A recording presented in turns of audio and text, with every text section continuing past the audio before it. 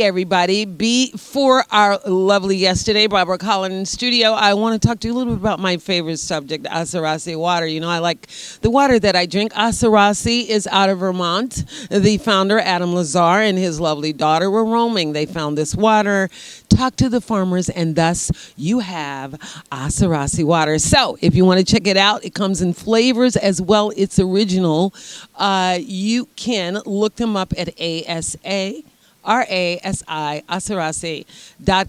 So stay with me. We're going to have our lovely guest, Barbara Collin, for our Women's History Month. Be back in a minute. Bye.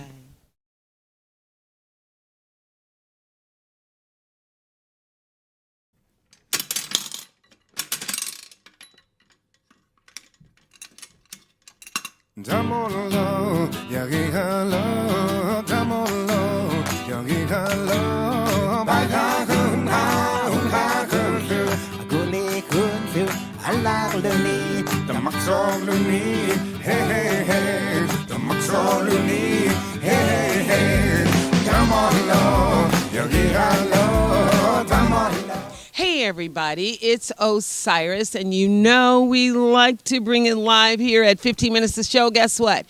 Today we are live out in Pasadena, California. It's gorgeous out here, even though with a little rain, partly cloudy. We are still out here bringing it to you live. Today, our in-studio guest is the lovely Incomparable, and I say that with all due respect. This woman, for Women's History Month, I want to honor her. We want to honor her.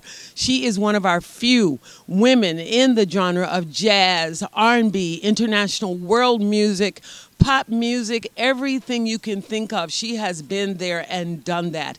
And here to tell us what she's doing presently, she's coming from way back to John Levy. Just so you know, those historians out there, John Levy was our first ever African-American talent manager. So you're talking about Joe Williams, Nancy Wilson, Shirley Horn, people of that status. And here she is to tell our story, Miss Barbara Collin. Hey, Barbara. Hi.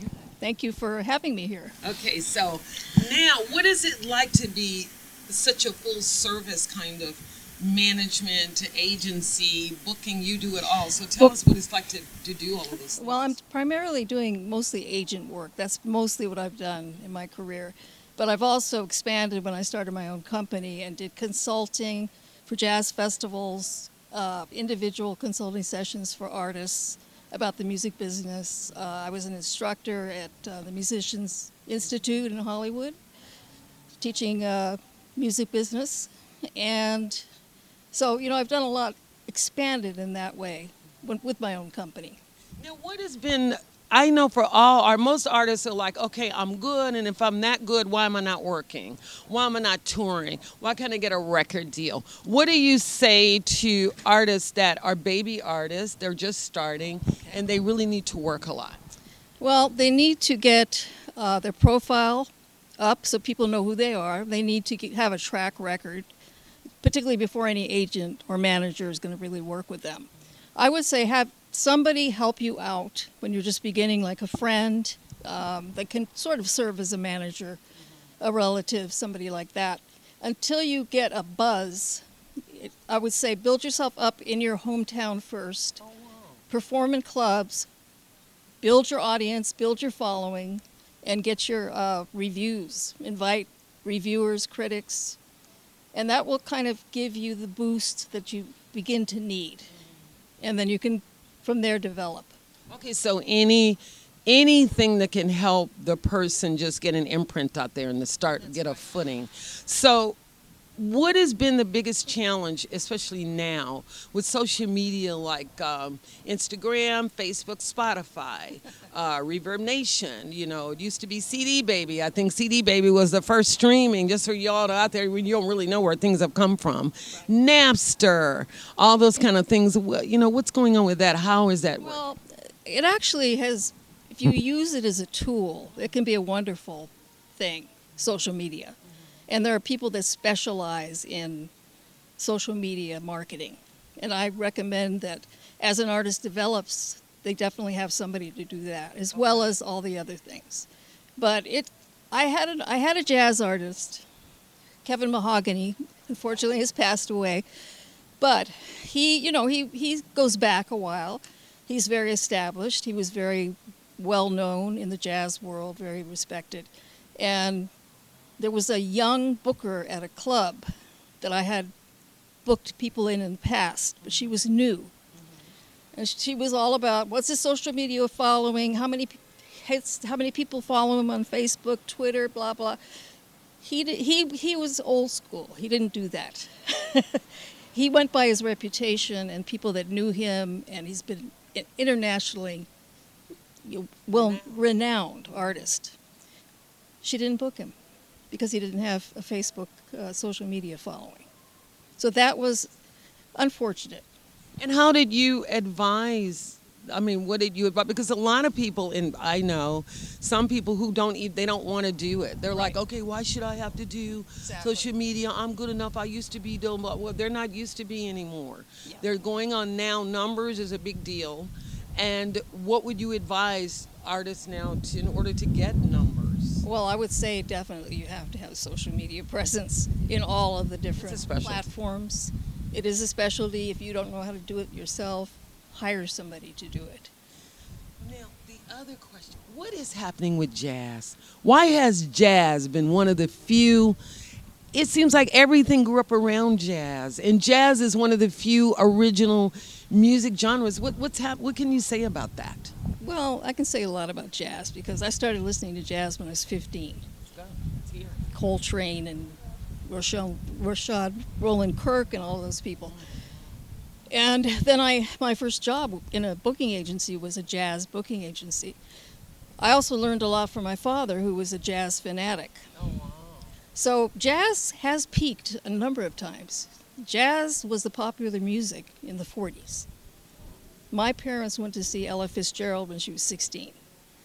It was all about swing music, big bands, singers. It was the popular music of the day. And then it morphed because jazz is a creative art form. It's constantly evolving, constantly changing. So then you had the cool jazz, Miles Davis. You had the free jazz in the late 60s, 70s. And then you've had, it's morphed into smooth jazz and other forms of jazz. But I think it will always be a vital art form, and I think it's coming back in a bigger way. Well, hip hop is certainly making a lot of use of jazz with the intricate beats, and what I find interesting is that, and because of now a lot of focus on abstract art, they're using jazz. Because Basquiat or somebody said that he listened to jazz and classical music whenever he painting. So art and all this stuff is bringing jazz into some of the forefront in that way. What did you think about the, was it the Oscar win of the Django and the group that won? Grammys. The Grammys. Sorry, Oscars. The Grammys. The Grammy win that they won. What did you think about that? I love Samara James. Joy, excuse me. Samara Joy. I love her. And I actually had the opportunity to see her in New York right before the Grammys. Oh, wow. In a smaller club. Verve was doing a party, a release there. Yeah. And it was Le Poisson Rouge in New York. And so I got to be probably about 6 feet away from her. I was at the front of the stage. And she is just a joy, like her name. Oh. And she's just refreshing, down to earth, incredibly talented, and she's so young that she's going to bring jazz to some of the younger people, which I'm really happy about. That's what's nice about it, is that she is young and she can bring and kind of there are a lot of young people, believe it or not, that like jazz. Yes. They just don't know, maybe it's not presented in a way. I mean, I've been to Japan 9 times, and in Japan, Switzerland, Europe. All over in Europe. They respect jazz so much as a genre that you can't hear a pin drop in the room. I'm talking about everybody from the kids to the adults have another whole level of respect for music and artistry that we just don't have here, perhaps in the future because things are international and we're being influenced a lot more by other countries that we can have that kind of respect. Well, I'll tell you, my eyes were opened by Kamasi Washington. Oh, yeah, I love Kamasi. And Kamasi's from the Leimert Park area. Yes, he is. And he did he did an event there in the community. And I parked in the back, and as I was walking up, I saw nothing but kids meeting 20 to 30-year-olds, Yeah. all races, Yeah. just packed. They couldn't even get in the club, so they had like a screen outside, So they could see. and it was literally packed with all these different young people, and that was very inspiring. So I really think there is an audience. Yeah, and I mean, come on, Robert Glasper. Yes. I mean, I love you. If you're out there and you hear me, I love you. I love what you're doing with music and how you're taking it and wrapping it around and creating a way and a vibration for people to come in there and get on that wavelength that you guys are creating in studios. Where do you see entertainment? I mean, I said this on another show, but it seems like there has always been more focus, especially in Hollywood, on the artistry of acting more than the artistry of music, even though we know that a movie or a commercial or anything without sound is a little bland.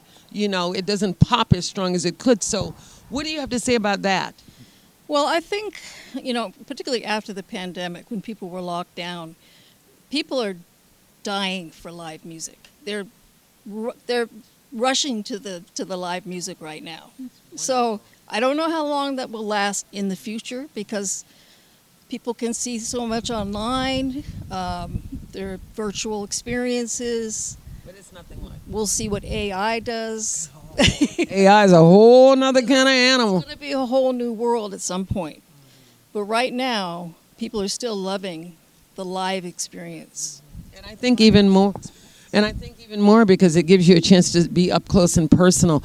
Now, you were talking earlier, and I wanted to get this in before we go, and we find out how we can find more about you and your artist and what you're doing.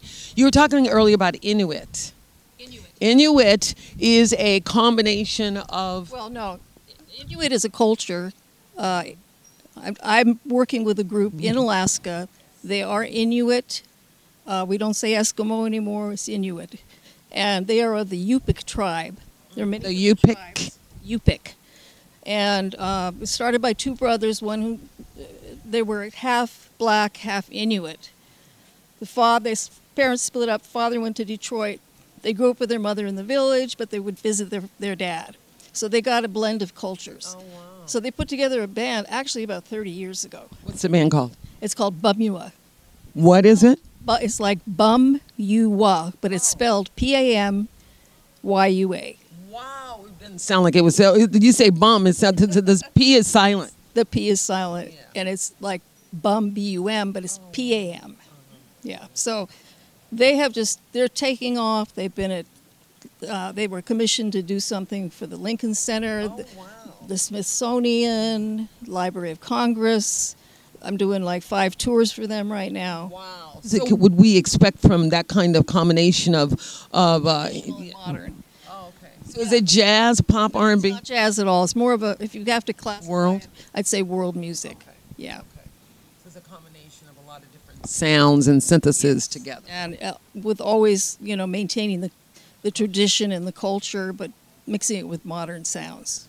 I don't know the name of this group. I can't think of it, but there is a group on TikTok, and it's a female group, and they're all Inuits. And they use these things where you pop your mouth thing, whatever, and they play all these strange instruments that come from that culture. Okay. But they're really, really marvelous. So if it's anything like that, it is bombastic. It is the bad bomb. I will send you some material. I would love to hear that because I like good, interesting music. So, Miss Collin, before we go and we leave our legendary Women's History Month guest for today, we want to hear all about where you are, how we can get to know more about you, where you can find out about your beautiful, wonderful artist. And she deals with all kinds of artists, you guys. Where can we find out more about that? Okay, well, my website is going to be overhauled and updated. Okay. It's www.collinartists.com, or you can reach me by email, collinartists@gmail.com. Probably those are probably the best ways to reach me.